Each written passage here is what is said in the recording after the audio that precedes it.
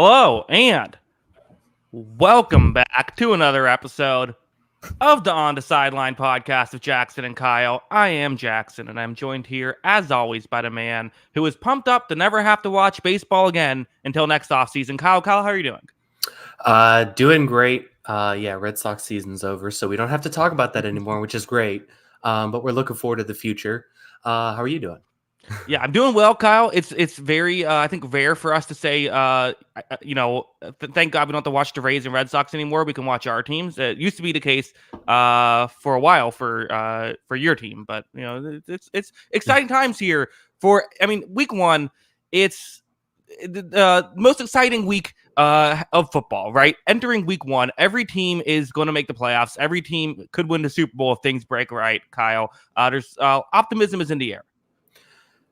Yeah, I would say optimism is in the air. I will tell you right now, my team is not making the Super Bowl under any breaks. Okay, yeah, I guess maybe 28 fan bases feel at least optimistic. Yeah, but we are looking forward to this season because we have a young quarterback. We're excited about that. I think everyone can at least feel excited about this season. I think even the bottom tier teams have something to feel excited about. I hope so. Maybe not the Giants, but most teams. Giants was the one I was thinking too. Yeah, but I think most teams have something to feel excited about, and we're looking forward to football season. Let's get into it. Yes, let's get into it. I'm going to set the stage. If you're new here, welcome. I appreciate it. What we do is twice a week we have the show. On Wednesdays we do the Pick'em show where we will go through each game, give our quick thoughts on who we think is going to win and why. We keep a running tally that extends through the whole season. Which usually accumulates in me winning the championship. Maybe this year's Kyle's year. We will see. Also, we every Sunday night at midnight Eastern time, we recap every game that just happened. So we're the first ones to recap everything. That just after the games are over, we're there to talk about it. So you can tune in live or catch us after the fact. We are on audio only feeds as well on the Sideline podcast. You can search that there. Kyle, did I miss anything?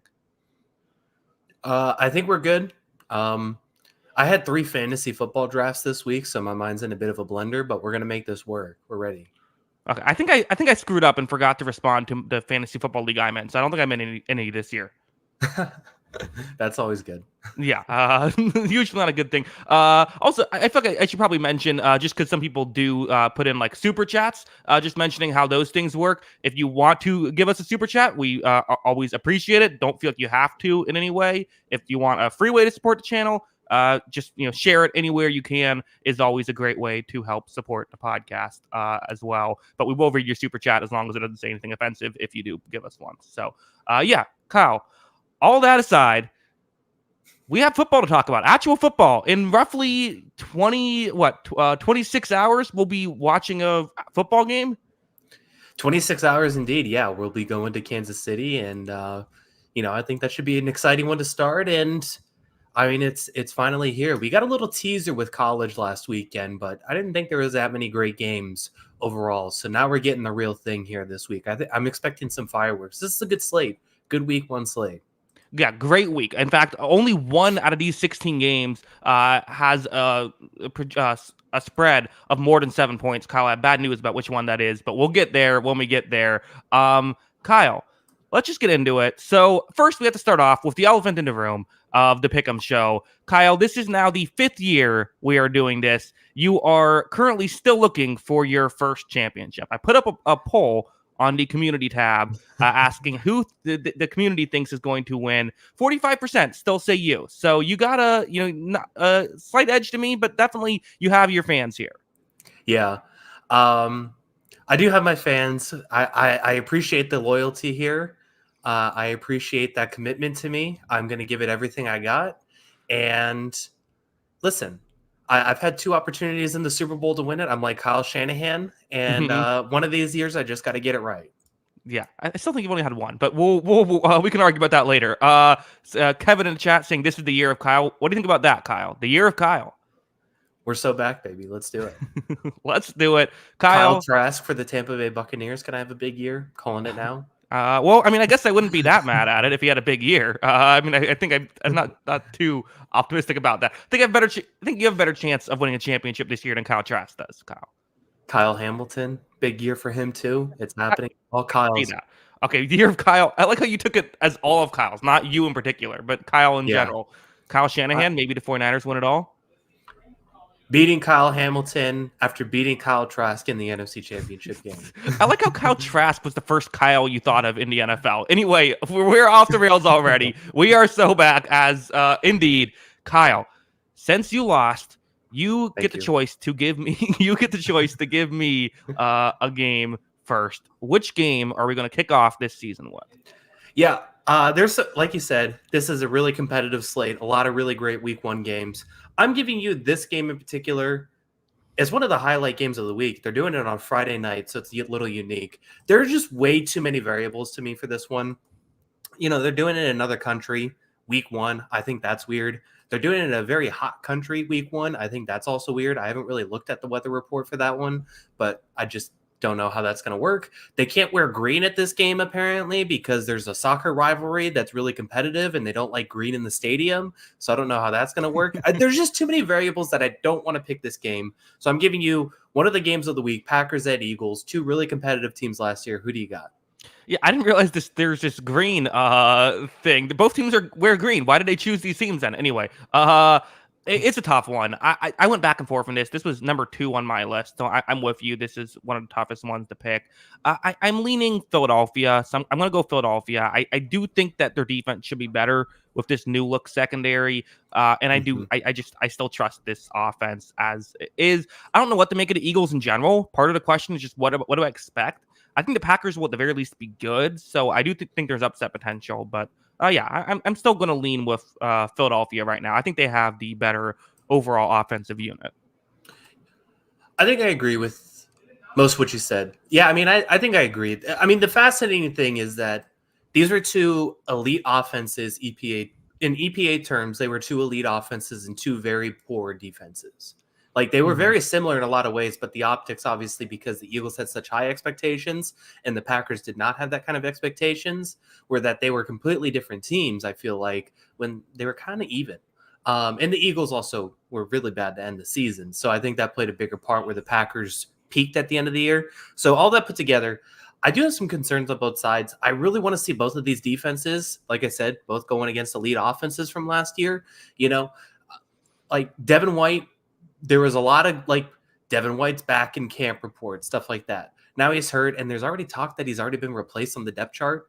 So how does this coverage linebacker group for the Eagles look in Week 1 when they didn't look all that good last year? How has that improved? I do trust Vic Fangio to kind of figure things out. He is the best defensive coordinator in the game for a reason.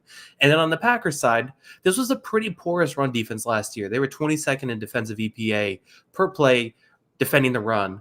And they're going against Jalen Hurts and Saquon Barkley. That is not an easy thing to navigate.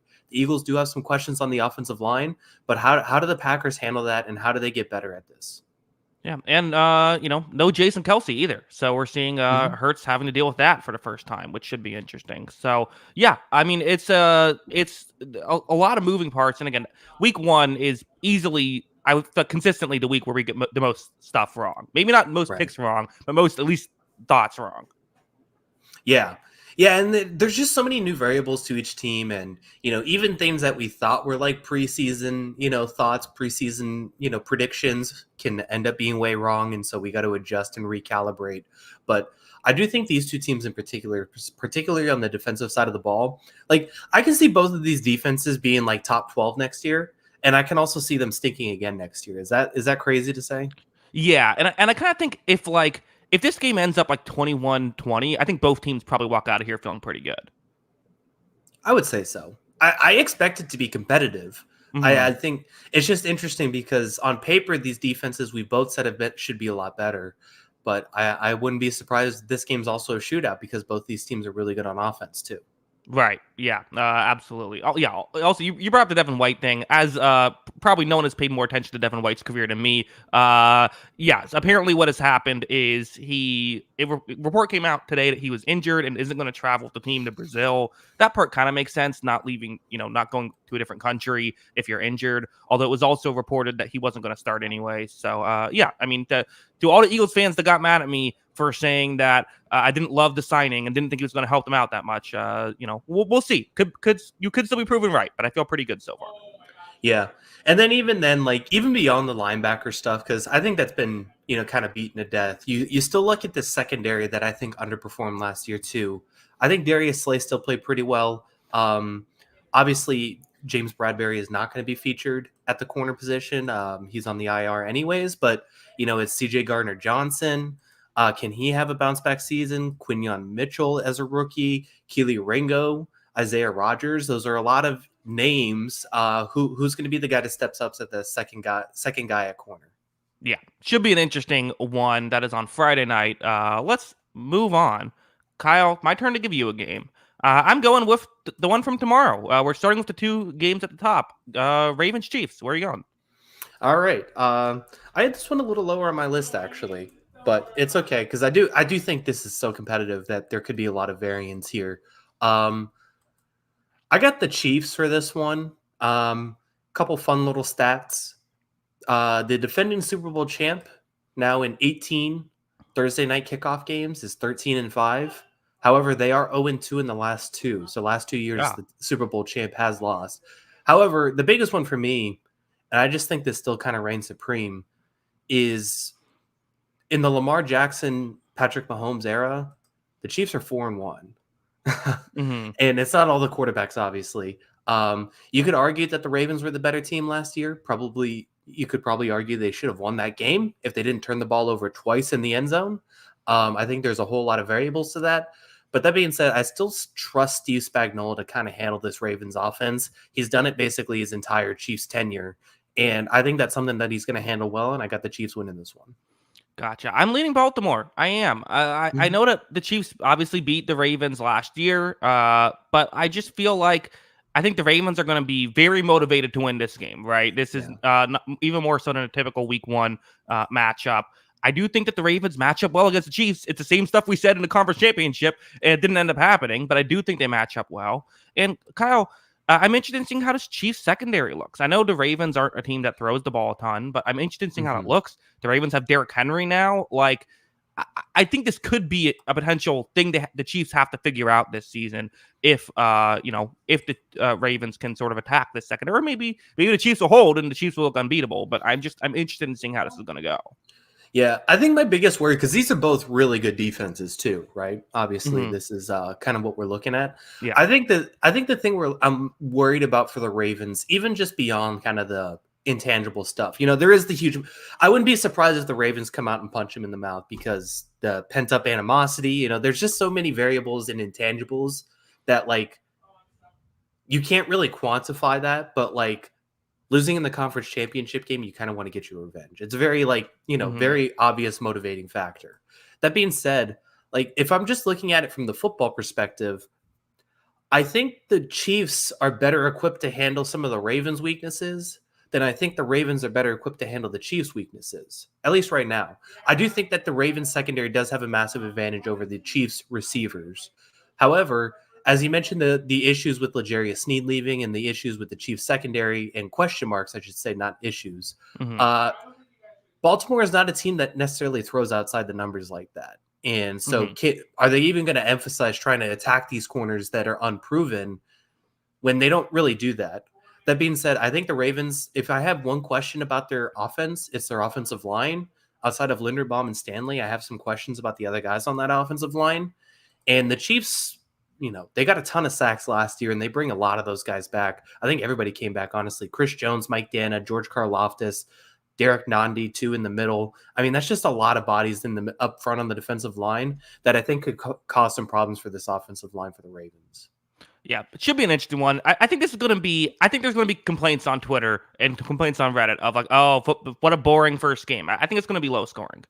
Yeah, I do like the under for this game. I think it was at like 46.5. I could see, I mean, what did the championship game end at? 17-10? I can kind of see it Something ending like that. around Yeah. that. Yeah. Yeah. I think so. It'll be interesting. I can see it either way. That's why I didn't want to pick the game. Kyle, give me one. All right. This one was number 2 on my list. Um, we went from the 2 marquee games of the week to this one. Uh-huh. Vikings at Giants. The other marquee game of the week. That's right. Vikings Giants. We won't spend forever on this. We made the show so that we get the competitive games at the top to try and not bury any leads. But yeah, unfortunately, This is a sometimes competitive game, just not for the yeah, right reasons. sometimes the competitive games aren't the too exciting ones. I don't know. Part of me is like, well, you have Daniel Jones, who's probably the better quarterback in this game. Like, say what you want about Daniel Jones, he's better than Sam Darnold. Yeah. And then you have Malik Neighbors, who I'm interested in seeing what he can do. But like, there's something to be said towards just like structure and just like what organization do you kind of trust more? I just trust the Vikings to win this one. Like, I know that I don't know if the talent is that different, but given what the Giants did last year, like the Vikings, who didn't have a ton of talent last year, still able to make stuff work. I don't know. Give me Minnesota. I don't feel great about it. Yeah. I didn't like the biggest issue I have is like the biggest matchup advantage to me in this game, because it seems like Jordan Addison might actually play. I mean, it's still to be determined. He's questionable. But if Jordan Addison does play, then the biggest matchup advantage is Jefferson and Addison against the secondary. Yeah. But I also don't trust Sam Darnold to make the throws to those receivers. So, Right. so I don't really know how much is the matchup advantage there if you can't throw them the ball. I do agree, like, the Daniel Jones thing, like, I think people talk about him now where he's the worst quarterback in the league. Like, he's the most overpaid quarterback in the league for sure. But, I think he can go out there and run a little bit. I think he can do a little bit more with that kind of stuff. And, I think that might be enough. I don't know how much, like, I'm definitely not looking forward to watching a lot of this game. I'll get the red zone stuff for this for sure, unless something amazing happens. But yeah, I mean, I think it's going to be kind of a little bit of a slobber knocker, and I think like Daniel Jones may be able to run for a couple touchdowns, and that's the difference. Yeah. I could see it. So do you have the Giants winning? I had the Giants, yeah. Gotcha. I do understand it. I think I still trust Darnold enough to just throw the ball up to Jefferson. Like, I trust Jefferson. I guess I trust Jefferson getting the ball from Sam Darnold enough, like more than anything else. But I get the argument, Kyle. So in our our recap show, which we do on midnight Eastern on Sundays, usually we go from most interesting story to least interesting story. What's the over under? There'll be 15 games to talk about. Do you think that this will be in the first 13 games we talk about? I imagine unless there's a blowout, this is last. Yeah, I think so. Maybe something crazy happens. I could see it being like a wild ending. It's like, hey, we got to talk about it. I think that's what it needs. Game ends on a Hail Mary or something like that. I mean, there are some interesting things to watch. Obviously, Justin Jefferson is maybe the best offensive player in the league. That's not a quarterback. He's exciting. Excited to see Malik Neighbors. So those two going head to head. If you like line of scrimmage battles, you're also going to have Brian Burns, Dexter Lawrence, and Kayvon Thibodeau against Darisaw and Brian O'Neill. That's a really good tackle duo. So that's also going to be fun. So there are a few interesting aspects of this game. It's just kind of like, I think the Viking season got derailed before it even started, and that's the most unfortunate thing. Yeah. Even though it was a backup getting injured, I think we knew how the season was probably going to end up. I think we assume McCarthy would have ended up playing. But let's move on, Kyle. My turn to give you a game. Kyle, last year, one of my big strategies was just give you the Steelers. I'm going to do it again. Steelers, Falcons. Every time you can avoid picking the Steelers, it's a good thing. Falcons are 3.5-point favorites, but there's a lot of new faces in this Falcons team. The Steelers just find ways to win. This has random Steelers upset written all over it. Is it going to happen, Kyle? Oh my gosh. This was next to my list. I'm pissed about this. I was hoping to give this to you. So I'm going to talk this out a little bit because I keep waffling on this pick specifically. I think Atlanta's more talented than Pittsburgh. That's kind of where I'm at. That being said, that defense that the Pittsburgh has assembled is very expensive and also very talented. And you mentioned continuity and kind of just overall, trust of an organization. And think the continuity of the Steelers, especially in a week one where there's so many new faces in Atlanta, might win out. But that being said, like, I don't like the issue with the Steelers is that the forward pass was invented in the 1900s, and I Uh-huh. don't really know how much of that they're going to be able to do this season. So I'm just looking at both sides of this as, can Pittsburgh throw the ball, and, can they take care of the ball when they throw the ball deep, because Jesse Bates is going to be back there. And, I do think that this could be a game that it's just like Steelers defense going to not dominate. So I'm just going to close my eyes and pick the Pittsburgh Steelers, and I hate Wow. myself for it. Yeah.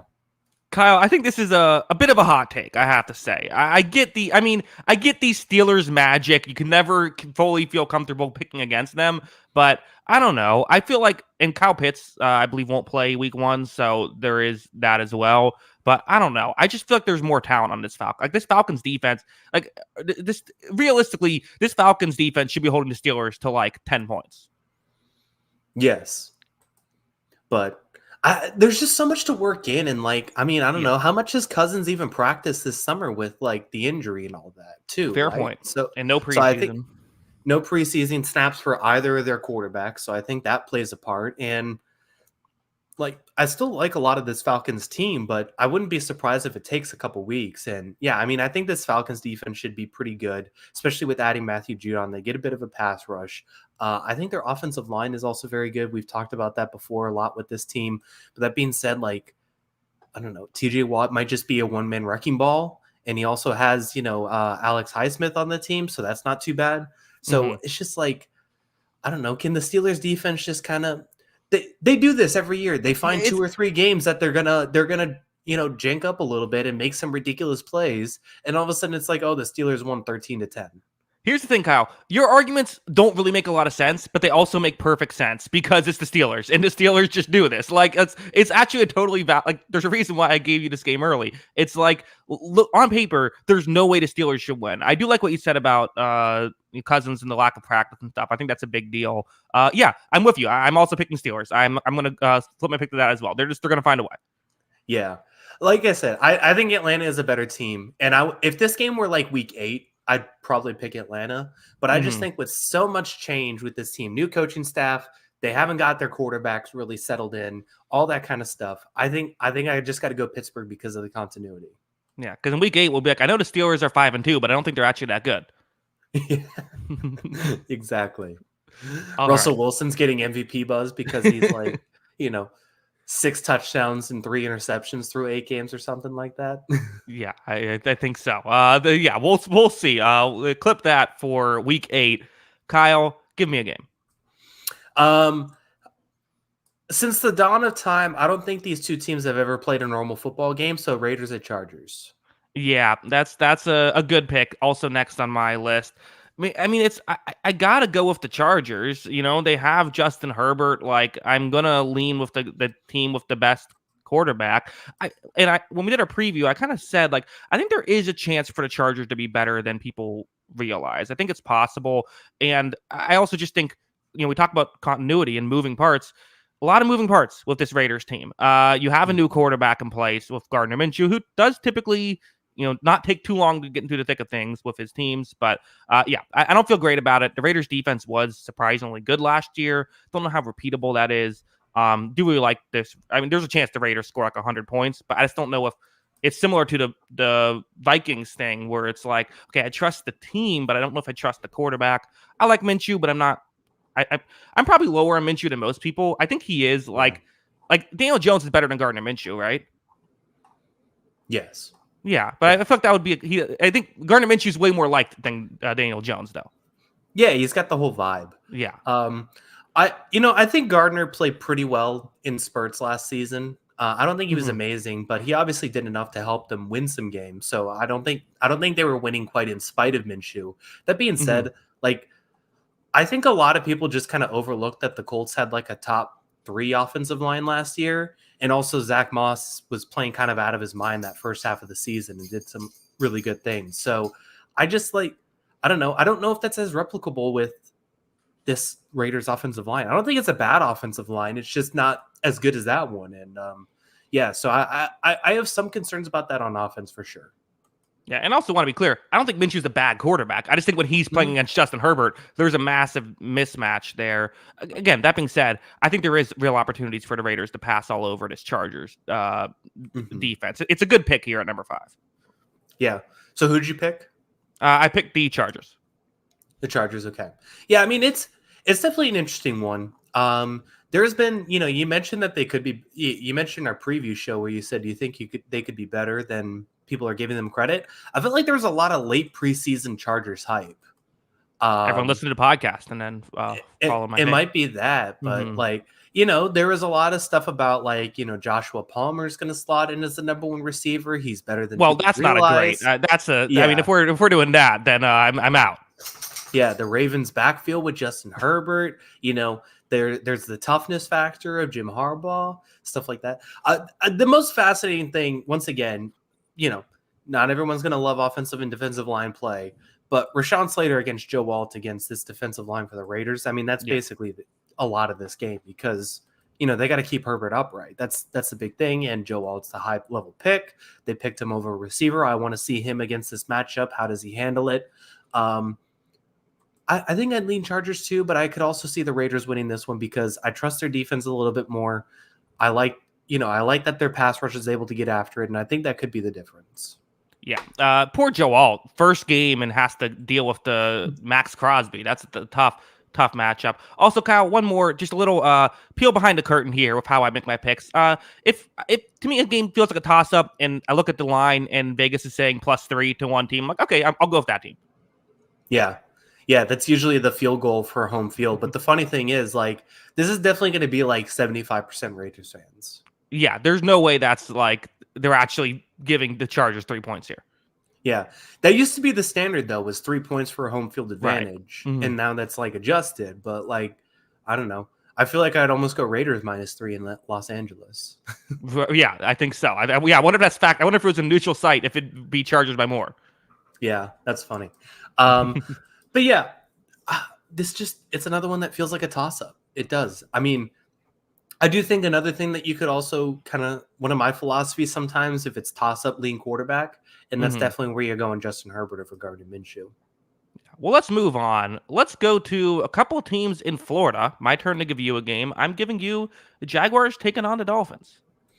Yeah, this is a pretty interesting one. I'm excited to see this. I am going to lean Miami. I just kind of trust early season Miami more than a lot of other teams, honestly. I think I just think that they're going to score on anybody in September and October. We could talk about the end of the season Miami at another time, but I just trust this offense is going to be able to get it done. I know they have some new faces on the offensive line, but I think it's going to be fine with their quick passing game. They're going to do all that stuff just fine.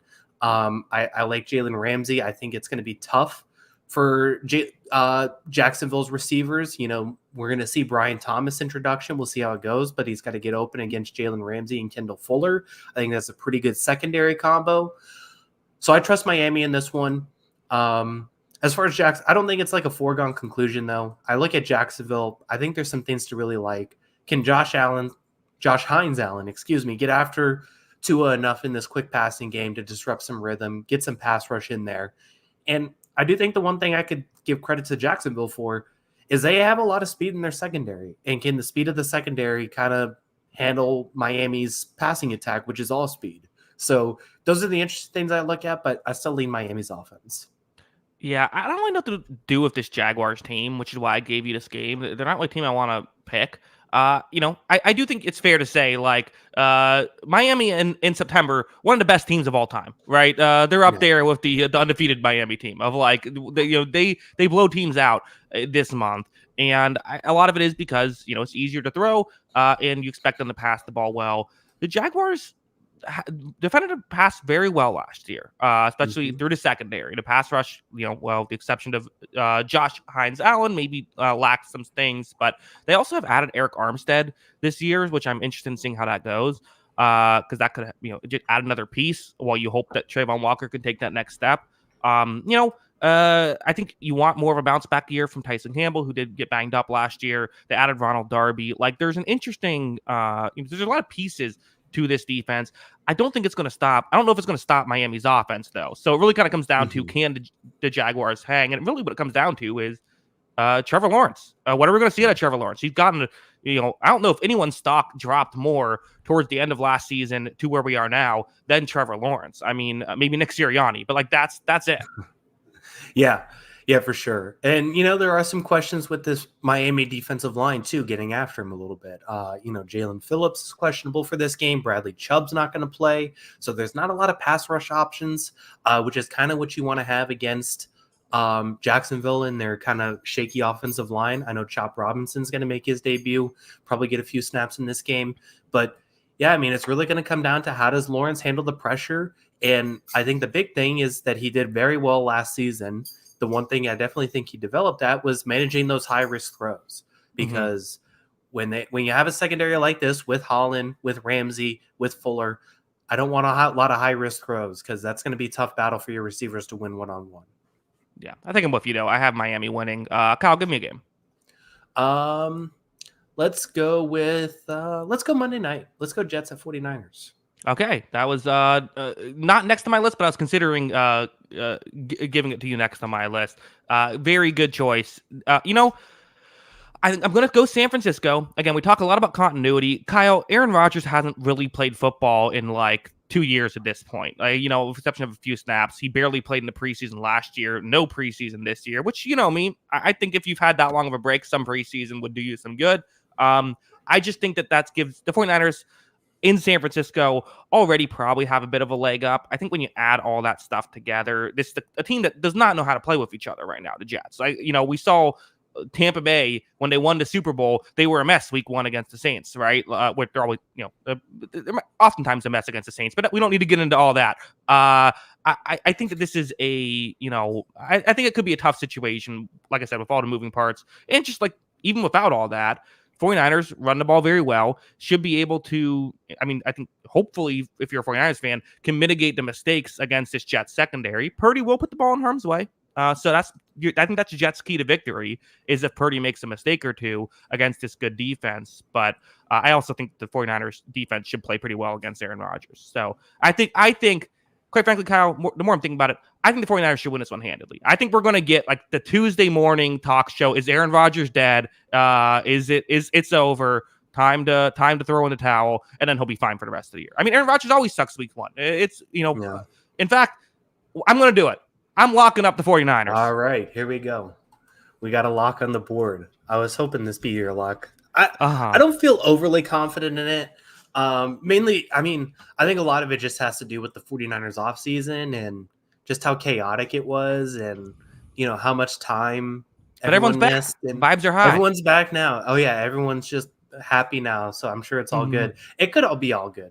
But that being said, even then, like, I know Trent Williams is a huge part of this team, and I think I've called him the best non-quarterback in football. John Feliciano is still out in this game, so it's not a awesome offensive line even beyond Trent Williams still, and it wasn't before that, so it's still not great. It's even worse now. So there are some questions there. I think the Jets can get after him on the defensive line. I do think they have some very good players there with Quinton Williams. Javon Kinlaw obviously is a flyer kind of thing, but you do have Jermaine Johnson too. I do think they may be able to get after them a little bit. And then if that happens, does Purdy not make mistakes? And that's the big question for me, because, his turnover-worthy play rate was higher than his interceptions. Usually that catches up to you year to year. Okay, I wouldn't focus on that. He was MVP candidate last year. He's fine. Yeah. There was a lot of quarterback talk today with the did you see the Ringers quarterback rankings? I did not. No, I missed this. Yeah. I don't know. That Steven Ruiz is the writer, and he's usually got some hot takes at the quarterback position. He's a very analytical thinker when it comes to it. There's not a lot of like intangibles talk, so I think that plays a lot into it. So there's some hot takes if you want to check out the article. What was Purdy low or something? Purdy and Jalen Hurts were like below 15, I think. Okay. I think I disagree on Hurts. Purdy was outside top 10, and I think Hurts was outside top 15. Okay. Yeah. Gotcha. I don't know. Purdy should be outside top 10. I like Purdy. He's a good quarterback, but he's not the top 10 quarterback right now. Yeah. No, I think there's some justifiable takes, and I think there's some questionable ones for sure. So it's it's all opinion. Yeah, at least that's what I think. Let's move on. Why don't we? Unless you had more to talk about with the Jets 49ers. I'm going to give you a game. Let's talk some balls. Why don't we? Balls at Buccaneers. Kyle, who do you got? Um, I am gonna side with the Bucs in this one. I feel pretty good about it actually. Like I Mhm. just think rookie quarterback first game on the road. That's a tough one. I know the Tampa Bay is introducing a little bit of a new offensive line, but I still think there's a lot of good continuity on that offense from last season. I think it should be pretty good. I trust Evans and Godwin to expose Washington's secondary more than I think I trust right now Jaden Daniels to expose Tampa Bay's issues on defense. Like I do think Tampa Bay has some question marks on defense. I do think Jaden Daniels is a very talented quarterback, but in week one, I'm just going to lean Tampa in that regard. Yeah, I'm with you. In fact, I had this down as a potential lock candidate for Tampa Mhm. Bay. I think the reason why I wouldn't love that though is just there is the wild card factor of what is Daniels gonna do week one. We have seen guys play great week one, like Justin Herbert, who that wasn't week one, but it was his first game. And I believe that was against the Buccaneers, if I remember correctly. Or maybe it was the week after. I'm not sure now. But either way, uh, you know, uh, I think the concern that you have to have if you're a Washington fan is, week one on the road, and you're playing Todd Bowles, who's going to show is snap after snap of things that he just has never seen before in his life. Daniels has. I mean, it's a tough draw here for week one. That being said, Kyle, like I could see a scenario where they're able to have success on this Buccaneers secondary. We talked about the lack of depth with the Zion McCollum outside corner situation. I could see them at least getting like a big play or two here, and maybe that could be enough to shift things. I definitely agree with that. And like you said, Todd Bowles is just such a good defensive coordinator that I kind of just trust him to figure it out. Hmm. Or a defensive play caller, I should say, that I trust him to figure out. He is the head coach. I'll give him that Hmm. respect. Yeah. So yeah, I do agree with you on that. That like he's gonna cause some problems, I think, for a young quarterback. But yeah, I mean there are question marks there. There are question marks in the secondary, and I was also looking on the defensive line. We talked about replacing Shaq Barrett, and even guys like Joe Tryon Shoyinka, who we like in practice, haven't really proven it as like a number one pass rusher kind of guy. And some of these, I do have questions about that pass rush. And for all the good qualities of Jaden Daniels, his best quality is probably his running ability right now. And Hmm. if he's able to have all that time, if they're not getting pressure on him, is he just going to run like crazy against this defense too? So I do think there are some things that they can take advantage of and make this interesting. But I have to see it. I have to see it. I just don't imagine, even with all the question marks on the depth chart, to say Jaden Daniels is going to, dice up a Todd Bowles defense. Yeah, and quite frankly, I just don't think there's going to be like, they're going to be not blitzing like 20% of the time here. It's going to be like flipped from what you usually do. They're going to be blitzing. It's like last year when they played the Titans and Will Levis, they were just blitzing left and right, and Will Levis couldn't handle it, so they kept blitzing. Like that's going to be what happens. And so for Daniels, he's going to have to hit Zion McCollum in a one-on-one matchup, or hit the guy who's going against Zion McCollum in a one-on-one matchup, I should say. Like that's to me, that's the key to Washington winning. I don't think it's impossible, but I'm hoping it doesn't happen. Yeah, definitely agree with that. And then, I mean, just putting a bow on it too on the other side, like we talked about it in our preview. Like, I think there's some decent things about this Washington defense. One of those decent things is not the secondary. Yeah. And they're going against, Mike Evans and Chris Godwin, which is a very, very formidable duo. So I think that's a really tough start for them. Yeah, I agree. Let's move on. Why don't we? Well, I'm wondering if this is a lock candidate for you. I'm going to give it to you. Or no, I'm not going to give it to you. You gave me a game. My first going in the wrong order of the season has finally arrived. Kyle, give me a game. Um, I'm going to go with the Cowboys at Browns. Okay. Oh, so this was next to my list. I thought you were going to maybe lock up Cleveland. This was one that I was considering locking up. Ended up getting a bit excited about the 49ers Jets one, so decided not to. But I am going the Cleveland Browns to win this game. Now, again, turmoil at the quarterback position. How much can you trust Deshaun Watson? The answer is not much. But I still really like this defense for Cleveland. I think that usually when you have a guy like, CeeDee Lamb, who is so much of that offense, when you play a great defense, it becomes an issue. You need depth here, which I don't know if the Cowboys have enough to move the ball too much. And I mean, I guess the issue is the question is, I don't like this Cowboys secondary. I think that with the injuries, I think it's an issue. But can Cleveland attack that enough in this game? I don't know. I think they'll be able to run the ball well enough. So I'm kind of glad I didn't lock it up now that I'm really talking it through. But I do still like Cleveland in this one. Yeah, I picked Cleveland, but at the same time, I also I wasn't gonna lock it just because I think there's too many variables, and I still think Dallas is a pretty good team. I think it's another one where we're kind of bored at Dallas, so I think they get knocked a little bit more for that. But I still think Dallas is going to be able to throw the ball some. I have questions about both of these offensive lines. Jack Conklin and Jedrick Wills are both coming off of major knee injuries, and they're going against Michael Parsons and DeMarcus Lawrence. Mm-hmm. That being said, Dallas is starting a rookie left tackle, and they're going against Myles Garrett. Mm-hmm. So it's not like it's better on either side of the ball. So I have questions about both of those sides. Both offensive lines against the defensive lines, which I think could wreck this game a little bit. And I mean, if Lawrence and Parsons are winning on the edge, then that second corner spot for at least this game may not matter, right? So and then even then, I don't know how much I trust Deshaun Watson to go after that position. They're going to be seeing a lot of too high safeties, I think, still with Malik Hooker and Donovan Wilson. I don't think they're going to attack those guys really deep. So it's just kind of can Cleveland win on the outside the numbers against the second corner for Dallas? I don't know. I don't know. With their personnel, I think Jerry Jeudy's talented enough. I think we've seen Deshaun Watson be talented enough, but it's been a few years since we've been convinced of it. Here's why I still like Cleveland is I just think that they're going to run the ball a lot. That's kind of what they do. Mm-hmm. And I just think that that's going to work. And I think for Dallas, they're going to have to, saying when they might do a lot of two safety deep coverages, I don't think they can. I don't think this game will allow it for them to. So I think they're going to be kind of forced into the single safety look. And I just think that if neither team can pass the ball effectively, I trust a team like Cleveland more. Yeah.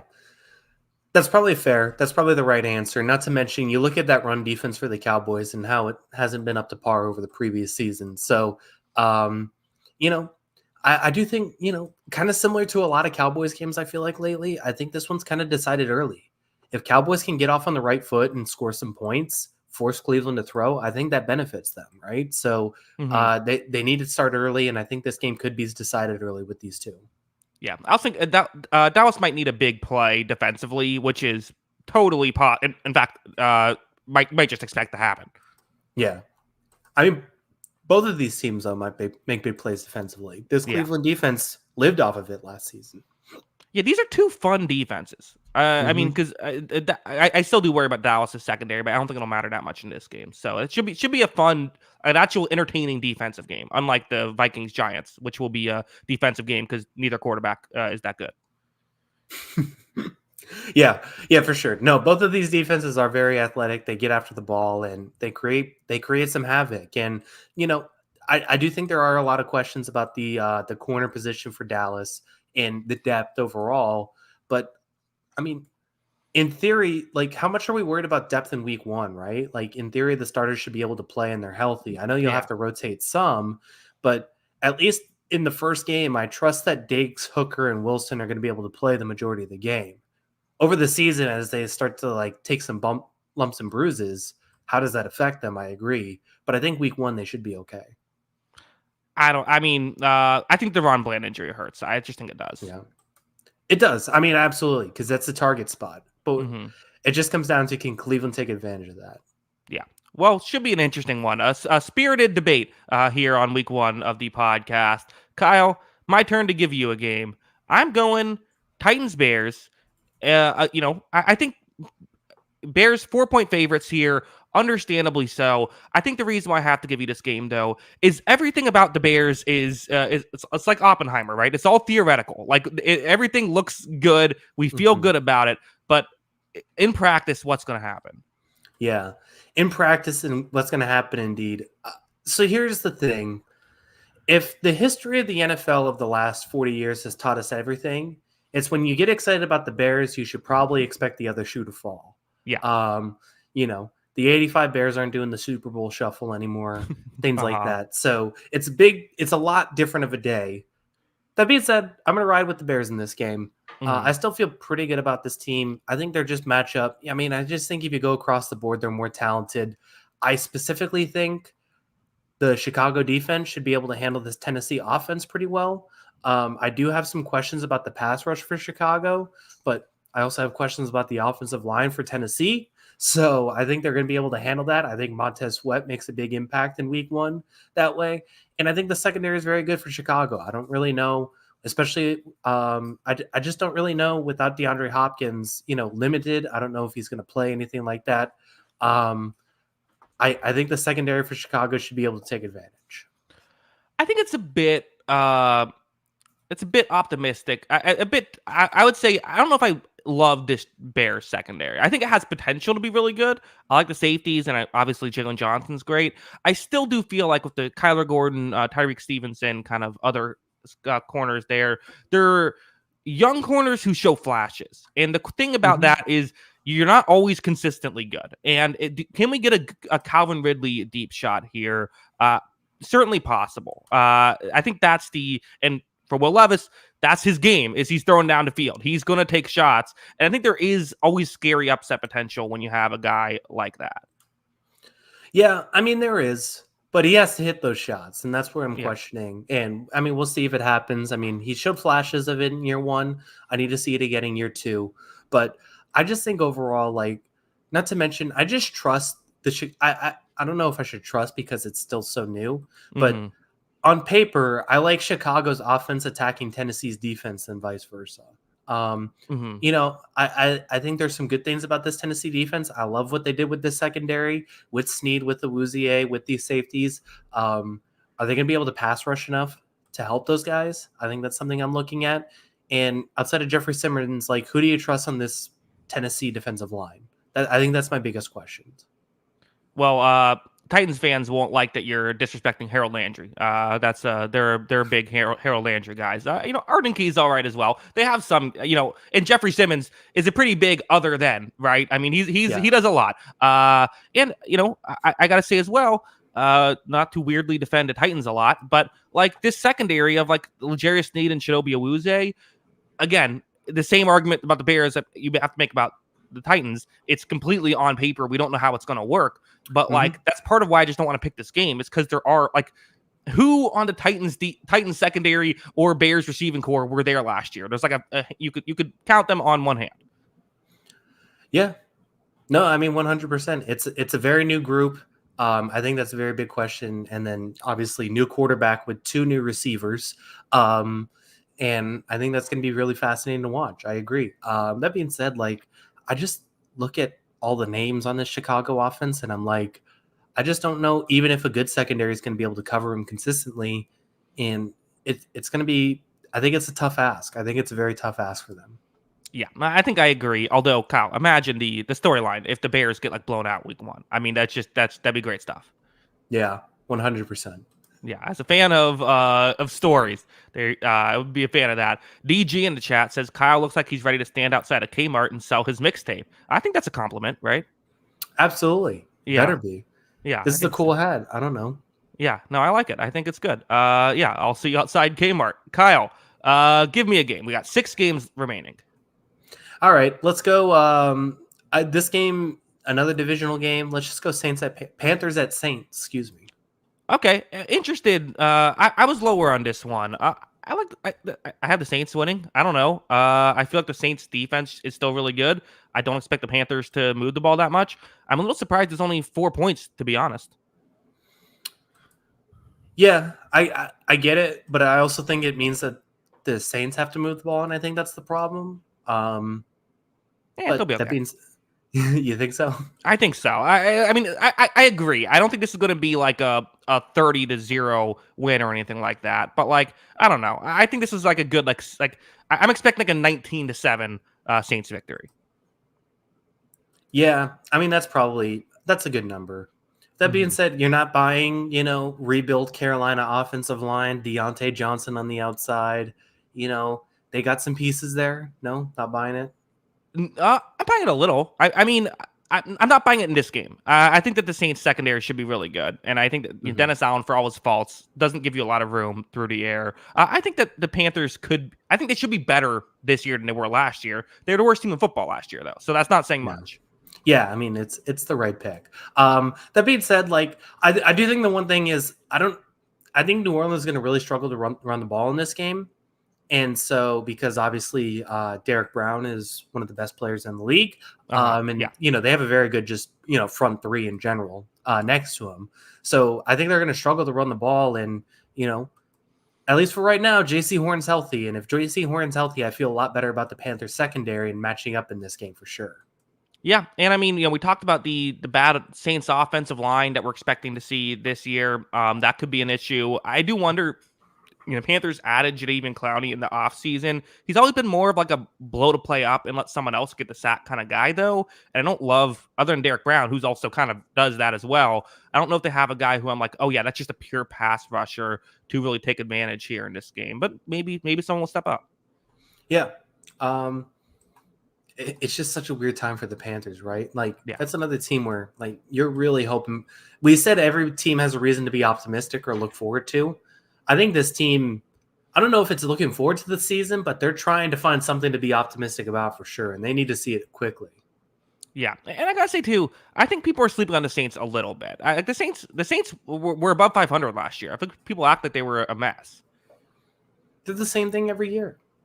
They're not going to be great, but I'm just saying it's the same thing every year. But now people are like, oh, well, now they're going to suck this year. Like, no, they're going to be okay this year, like they are every year.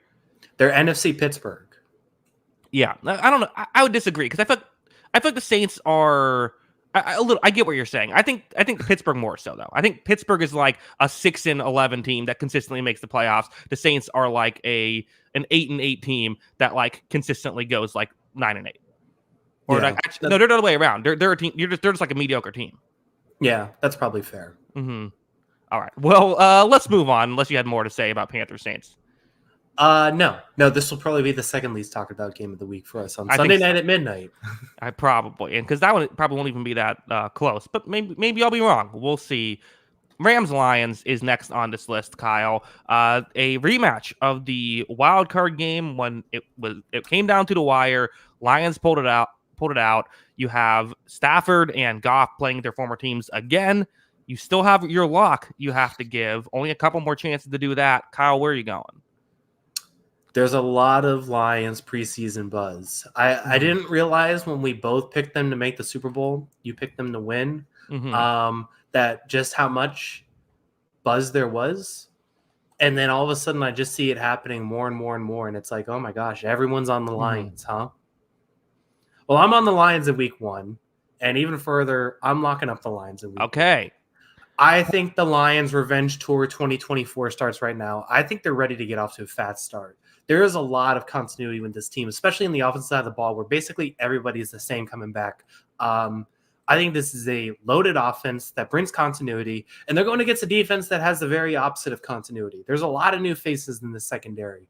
You're talking about replacing Aaron Donald. Week 1, they go against the best offensive line in the league with 2 rookie pass rushers hoping to do a lot of the damage there, plus Kobe Turner, who is very good. So you have that, and I think Detroit should drop 35. Detroit should have 35 in this game. I think they're going to score a lot. And then you just look at the other side of the ball, and Los Angeles, I do think they have a lot of good stuff on the offense. It sounds like Puka Nacua is going to play, so that's a good sign. You have him, Cooper Kupp, Kyron Williams. That's what carried you last season. There's a lot of Jordan Whittington buzz from camp. I think that's another thing to look forward to. But I also look at this and say Detroit has a revamped secondary, and they have Aiden Hutchinson and Marcus Davenport in the defensive line against a already kind of beat up Rams offensive line that doesn't have Alaric Jackson in week 1 with a suspension. I think there's some questions there, and I think Detroit kind of beats them up. Yeah, I think I'm with you in that. Everything you said was spot on, especially about how you're right. I do think the Lions offense should do very well in this game. I think the one thing that would scare me locking them up and why I didn't think about them when I was thinking about my teams to lock up was because a lot of new faces on this Lions defense. Matthew Stafford could just throw for 400 yards, and it could be the situation where the Lions win 38-35. Yeah. I mean, it could be that situation. I just don't know if Dan Campbell's going to let the defense do that, right? Like, I mean, he has at the pass, I Yeah, guess. I think they absolutely. He could, I mean, what is he going to do? Run out there on the field? Yes, exactly. Mm-hmm. He's going to start taking kneecaps for sure.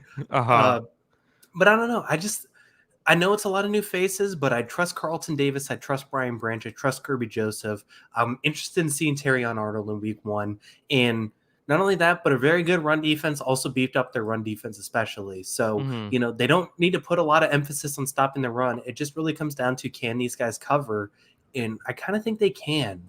And like I said, I mean, I think this is a slam dunk if Rob Havenstein doesn't play, by the way. Because if him and Jackson are out, I really worry about this offensive line for the Rams early in the season. But I don't know exactly what the deal is with Havenstein yet. It sounds like he's hit or miss. He is questionable right now. So if he doesn't play, I think this is a slam dunk. But even then, I think Hutchinson's still going to get a lot of wins against this defensive line or Yeah. offensive line. And the thing is, I still think the Rams are a good team. I just think that the Lions Yeah. are they're really good, and I think they match up well. So yeah, I think I'm with you. Kyle, did you ever think you'd be this optimistic about the Lions? I've been all in on Dan Campbell since day one, man. That's true. You're Yeah. just catching up to me. I suppose so. You didn't have him winning the Super Bowl though, so I'm the real biggest Lions defender. Oh boy, here we go. Here we go. Yeah. Texans at Colts. Who do you got? Okay. I have the Texans, obviously. I think it was next on my list as well because the Colts are a team where what are we going to get out of Anthony Richardson? He definitely is going to give you some good and some bad. We know what we're going to get out of the Texans. They're very good offense, and I think that this was a team. These two teams played each other last year. It came down to the wire for the division. I think the Texans have improved. Adding Stephon Diggs, I think, is a big benefit to them. But a 4.5 point spread feels a bit high. I think you could argue. I think the Colts do have a chance here. It's really just what are we going to get out of Anthony Richardson? I think the Colts will do a decent enough job limiting the Texans as much as they can defensively. I don't think the Texans are going to score 38. I think that the Colts can do an okay job there. I think the question is just can they? If the Texans are scoring 27, can the Colts get to 28? And the answer is absolutely yes, but also it could go horribly wrong. Yeah. And these two teams did play early in the season last year. Week 2 they played, and the Colts beat them up 31-20. And also, Anthony Richardson, before he actually got hurt in that game, one of his first of a couple injuries, obviously. He was pretty good in that game. He was 6-10 passing. He rushed for 2 touchdowns in that game. There was a lot of positive signs from that one. Zach Moss kind of took over after he went out. Gardner Minshew managed the game from there, and that was a 31-20 Colts win. So a lot has obviously changed since then. That was week 2 of last season. So, I still think there's a whole lot that has changed, but at the same time, I still think there's a very good Colts offensive line. I still think they can get a little bit after this Texans offensive line. And, I still think the Texans will score. It's just a question of how much. And like you said, can the Colts keep up? Can Anthony Richardson make the throws he needs to? Yeah, I mean, this is not one of those situations where it's like, oh, this team is clearly better. And there are advantages that the Colts have in this game. Like you said, the trenches are a pretty sizable one, I would say. So even with the Texans defensive line, I think it's pretty good. So it's just, and I also like this Colts receiving core. I do. It really is it's the quarterback question. Yeah, you got to have a guy that can make the throws to those players, right? And Anthony Richardson has had some good moments and some bad moments. We've said it time and time again. So I do think that is a question. And then, I also think that Indianapolis may be able to run in this game a lot. Can they get a revitalized Jonathan Taylor this game? Can he bounce back week 1 and make this interesting? I think it's a very fascinating game. I think this one's going to be close. Yeah, it's a good pick. And the other thing I'll say about CJ Stroud too is I do think the hype has gotten. I think he's very good. I think he's a top 10 quarterback, better than Brock Purdy in my opinion. CJ Stroud is, but I do think there has been a little bit of we're all conveniently forgetting his he had some down games last year. He had some down moments last year. It was not all perfect. When it was really good, but he's not. I think that there is potential for him to make mistakes in this one as well. So I do think that, don't get me wrong, I'm trusting him more than Richardson, but I like the Texans receiving core a lot in this one as well, which is why I feel good about this pick. That's the big advantage. I think Texans should be able to throw the ball. That's the one thing I kind of feel really good Yeah. about. And like that's this kind of thing where it's like that's kind of a big deal, right? Like Yeah. if the one thing is I think you can throw the ball, like yeah, okay, I'll take that team then. Yeah. Generally, throwing the ball is more valuable than running the ball. And, Yeah. if you're going to run it better than if you're going to throw it better than they run it, you typically win the game. Yeah. Usually, not always though, so that's why it's a good pick here. 3 games left. We're now in the I think, there's a bigger spread on each of these ones, 6 points or more. It's interesting. I could go with the team that I think might have the best upset potential, or I mean that's what I'm doing. But the team that I could pick the team that's the underdog that I think is the best is what I'm trying to say. I'm not going to do that. Instead, I'm going to pick the favorite that I think is maybe the worst out of these 3. I'm going to give you Broncos Seahawks. I know you am striking fear into your heart, giving you Bo Nix to pick against probably. Kyle, who are you going to pick in this one? Yeah, I mean, I'm going to pick the Seahawks, obviously. I think the favorite should probably be expected to be picked from here on out. So this isn't going to be a surprise or anything like that. That being said, I have been wrong about things before. I will admit when I'm wrong about something. I need to see it first, but obviously there's been some, positive signs for Bo Nix in preseason. There's been a lot of talk about Bo Nix has looked good in preseason. So maybe there's a possibility of that. I don't think this is a disasterful Broncos team. I think Sean Payton is a very good coach and is going to have them doing the right stuff. I think also Cortland Sutton's not a bad option for a number 1 receiver. They're going to throw the ball to him a lot, I think. Kyle, hold on. Is there a Broncos fan holding you at gunpoint, or what's happening here? No, I'm just playing devil's advocate. Okay, gotcha. I feel like you're being very generous to the Broncos. Maybe it's because Broncos fans will skip ahead to this part in the podcast. I don't know. I'll let you finish, but I'm not convinced in everything you're saying. Listen, it's week 1. We all want to get excited about week 1. It is week 1. So yes. let's go ahead and get excited about each team week 1. If Bo Nix looks like preseason Bo Nix, then they have a chance for sure. But that being said, I think Seattle on paper is a much better team. I think they're better at almost every position group except for cornerback. So yeah, I mean, even then I think it's up for debate. So yeah, I think it's a pretty sizable gap for Seattle. They're at home too. I feel comfortable with them winning this game. Yeah. I mean, the reason I give you this one is I could see a scenario where the Seattle young corners in a new scheme, blow a couple coverages and the Broncos can get some touchdowns that way. And then on the flip side, I could see a scenario where this good Broncos, Pat Surtain gets a pick 6 or something, and that is able to flip the table. We're talking, what's the upset here? And it's the kind of thing where I think on paper this Broncos team isn't very good, but kind of what you're saying about it being week 1, there's more, I think, things I could see going right for the Broncos than the other 2 teams on this list in this game. Oh, 100%. Maybe this team is the Texans of this season. Maybe Bo Nix is that good. Kyle, blink twice, you're in trouble. Yeah. No, I mean, I think that I agree with everything you said too. A lot of young players on the Seahawks defense and a young head coach who, is head coach for the first time. That being said, I mean, he was a terrific defensive coordinator, and I expect him to kind of have this figured out for week 1, and I think they're going to be fine. So yeah, give me the Seahawks. And, as much as I like Mike Macdonald as a defensive coordinator, I like the Seahawks offense, and I like their passing game. I like Geno Smith. I like DK Metcalf, Tyler Lockett, Jackson Smith, and Jigba in year 2. I think they're going to be able to get it done. Yeah. This is a weird segment where usually the way it works is when I give you a game, then I have to defend why I gave you the game. So I kind of talk up the underdog, and you have to, and you pick the favorite. So then you kind of talk up the favorite, and that's kind of how the segments work. This almost felt the opposite. You were talking up the underdog, and I was saying no, this is a horrible pick by me. The Broncos stink. Hey man, these are our biggest spreads, 3 biggest spreads of the week. We got to talk about it some way. Yeah, I think so. Kyle, there's 2 games left. The other 2 are your Patriots taking on the Bengals and the Arizona Cardinals taking on the Bills. Who do you have? Or who are you going to give me? Which game are you going to give me? I'll give you the Cardinals at Bills. This was a lock candidate for me, but I do think the Cardinals have enough things to make this a little bit more. I think this could be a very watchable game, honestly. What are your thoughts? Yeah, it's like you think about the Cardinals offense against the Bills and you're like, "Well, I could see that." The Bills defense, usually is pretty good, but has had its flaky moments and like you have Marvin Harrison Jr., you have Kyler Murray, like that's good. But then the second you start the other side of the ball, it's like, "Oh my god, the Bills are going to score 40." Kyle, my prediction is on Sunday night we are talking when we get to the Bills, we are going to be talking about Josh Allen already getting some MVP buzz.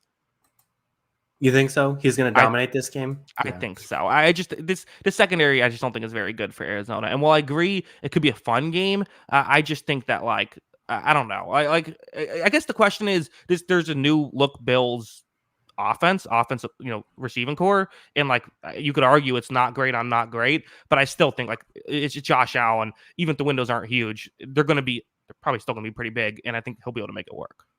Yeah, even with all that, I think the receiving core is better than Arizona's secondary, and that's I think Mhm. kind of says a lot. That Yeah. being said, like Dalton Kincaid was really good when Joe Brady took over the offensive play calling stuff and the offensive coordinator duties. I like Curtis Samuel a little bit, and like I really, I've been very bullish on Buffalo this offseason because I feel like everyone's ready to write them off, and I think there is some justifications to it, specifically on the defensive side of the ball. But I just look at this offense and I look at 17 starting at quarterback, who I think is the second best quarterback in the league. He's an MVP candidate, no doubt. Um, and I'm just bullish that he's going to make it work. I think he's going to make it work with this receiving core. I think Shakir is going to have a pretty decent season. I think Kincaid's a good player. And James Cook had a huge impact in the second half of the season for Buffalo and them turning it around too. So I just think those guys are going to be okay. And I think it's going to be very good on offense. And I think they're going to be able to put up a lot of points on Arizona. Um, I think the issue I have is I think Arizona's offense can also be very good. I think this is an offense that I am excited to see with Kyler Murray finally healthy, Marvin Harrison Jr., one of the best prospects in quite some time at the receiver position taking over. James Conner's a touchdown machine. Trey McBride's a, pretty exciting tight end. I think this offense is going to be very watchable. I think they're going to lose a lot of games because of the defense, but it's fun. Yeah, we have LVL7 in the chat saying, okay, now promise me when the Cardinals win, you won't say it's because the Bills are bad, because I'm tired of us not getting our credit. You know what? I'll give you that promise. If the Cardinals win, I won't say it's because the Bills are bad. I'll give you that. Yeah, I don't What know. does he want credit for? I guess is my question. Does he want credit for being 4-13 last season? Yeah. Or maybe, yeah. The thing is, when you go have back-to-back 4-win seasons, you're not going to get a ton of credit. That's usually how that works. I mean, if you want the credit for that, I mean, you can have the credit.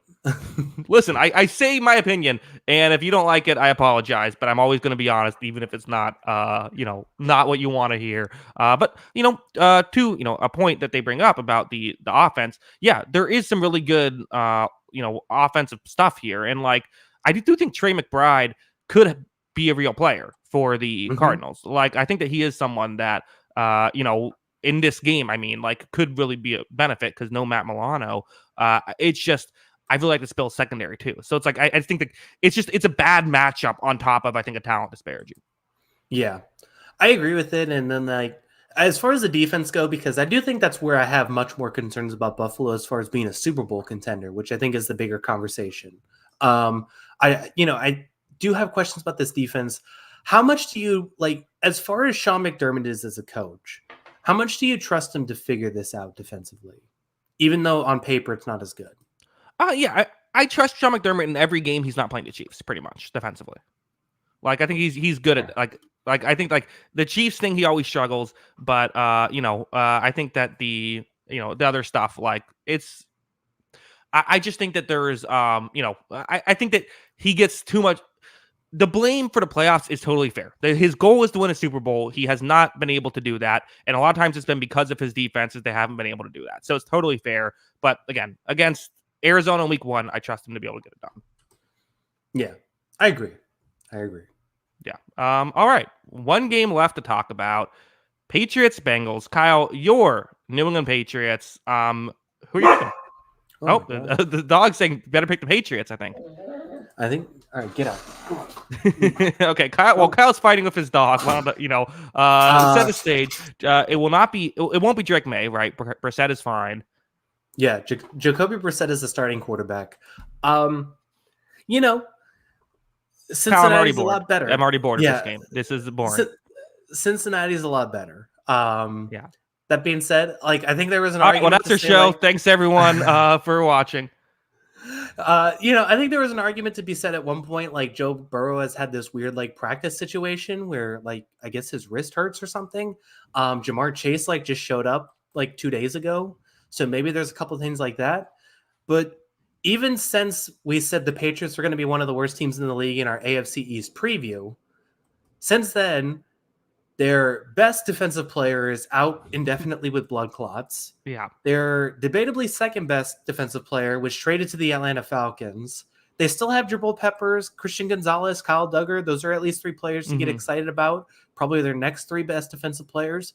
But it's hard to be as excited about this defense when you lose your 2 best players. Yeah. And your offense is going to be one of the worst in the league. So, I mean, this is pretty easily the Cincinnati Bengals. I mean, I thought about locking this one up, but over a touchdown. And we've just seen the Bengals be sleepy to start the seasons. And with a lot of their preseason reports about Burrow not practicing as much and Jamar Chase just showing up, I was swayed off of it. But that being said, the Bengals should dominate this game. I think so. In fact, I think I mentioned earlier in the last one, I think the Josh Allen MVP thing is going to be a trend after week 1. I think it could be a trend for this one as well, Kyle. I know that the Patriots secondary was very good last year. I think it's a bigger deal than you do that Bill Belichick is gone. I know that it's still same scheme, still a lot of guys, but like, I mean, we've seen it happen time and time again where when someone leaves Belichick, their career falls off a cliff. I think it's going to hurt this Patriots team. Maybe it won't. I still think Christian Gonzalez will be good. Like I still think they have good players, but I don't know. I think that maybe it won't be a massive statistical day for Burrow, but I really think that they could do okay. Here's the flip side, though, Kyle. I wasn't as high on the Bengals as most people were this year. Could the Patriots actually move the ball all right in this one? I know that seems like the answer to that question is 9 out of 10 times no, but like I just feel like there is potential against the secondary. There is potential against the secondary for sure, and even with like DJ Reader gone too, can Ramondre Stevenson get some touches? And I think it for all the issues I have with the Patriots offense, like I don't think the offensive line's like terrible in the interior. You at least have David Andrews there, so maybe that helps a little bit. Ramondre establishes the run, you get some big plays on the outside. It's possible, but it's still asking one of Jalen Polk or KJ Osborne to kind of step up into a role that I'm not sure they're ready for. I'm very interested in watching Jalen Polk because I know Demario Douglas is going to be in the slot. He's the other kind of guy that we're looking forward to. Javon Baker is a kind of big play guy. Those are some interesting guys, but I don't know if it's enough to attack the Cincinnati team. Not to mention, you're looking at Chukwuma Okorafor as our starting left tackle against, Sam Hubbard and Trey Hendrickson. So that's a bit of a problem for me too. Another issue for the Bengals, Kyle, Joe Burrow's hairstyle. It's an abomination. You're not a fan of the Slim Shady look? No. Who's ever done a hairstyle like that and had it work? I feel like Dennis Rodman. He's the one with the red hair. I feel like that's it. You don't think it worked for Eminem? I mean, that's kind of his whole thing. He made a whole career off of it. I think Eminem looks better without the Slim Shady thing. Yeah. If the Patriots beat the Bengals, I would show up in that hair. Okay. All right. I like that. All right. Well, we'll have to crowdfund money for that, I think. I'll just bleach my hair. If they win the noon game against the Bengals, I'll show up by midnight with bleached hair. Midnight. Okay. So you'll have to get moving, I think. Well, you won't be able to tell us about the 4:00 games because you would have been busy. That'll be worth it. Okay. How much work is dyeing hair? I can't imagine it'd be that hard. I think it's some work. I mean, for one thing, I doubt you have the stuff just laying around, right? Oh, yeah. I'd have to go buy it. But yeah, you have to go buy it. You have to learn how to do it. I mean, I don't know. We'll figure it out. We're workshopping this. All right. I don't know. I feel like it would take at least like an hour. Yeah, I guess. My best reference from this is in the movie Good Time when Robert Pattinson dyed his hair. So you can maybe check that one out and then figure out how it works. Okay, I'll shoot him a DM, see what happens. Yes, exactly. I know you two are close, so we'll do that. Kyle, let me know where you can find us on Twitter before we head out. Yeah, make sure to follow us on Twitter. That is at Jackson Kruger. Make sure to follow me at by Kyle Gronin, and make sure to follow the account page at On the Sideline JK. That is at On the Sideline JK. Of course, you've like audio only podcast. Anywhere you get your podcast, search On the Sideline podcast. Should be available there. I will, remind everyone, just send it at the beginning, but we want to bring it up again. The way that the shows are going to work is that typically our regular Wednesday show will be 6 p.m. Eastern every Wednesday, except for next Wednesday. Next Wednesday, we're actually Kyle's busy, so we're going to move it up a day. So we'll do it Tuesday of next week. Yeah, I got to go see Creed on 9/11, so can't miss that. Okay, well, there you go. And then Sundays, midnight Eastern, is when we would do our recaps right after the Sunday night games. So, yeah. And then we also have the audio-only feeds up, shortly after the podcast. So, Kyle, any final thoughts? No, looking forward to week 1. Looking forward to football. Let's get out of here. Yes, let's get out of here. Again, thank you to everybody. We do appreciate it. And until next time, have a good one. Peace.